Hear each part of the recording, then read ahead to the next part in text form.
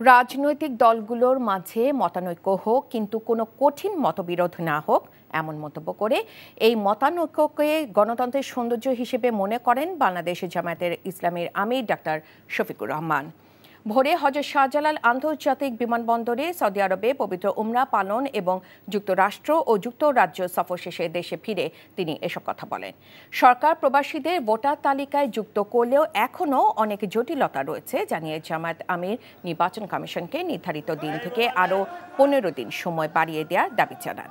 এছাড়া দ্রুতই আগামী নির্বাচনে প্রার্থী তালিকা জামায়াত চূড়ান্ত করবে বলেও জানান ডাক্তার শফিকুর রহমান। বলেন, বিএনপি 237 জন প্রার্থী এখনও চূড়ান্ত না হলেও জামায়াত 1 বছর আগেই তার সম্ভাব্য প্রার্থীদের নাম জানিয়ে দিয়েছে।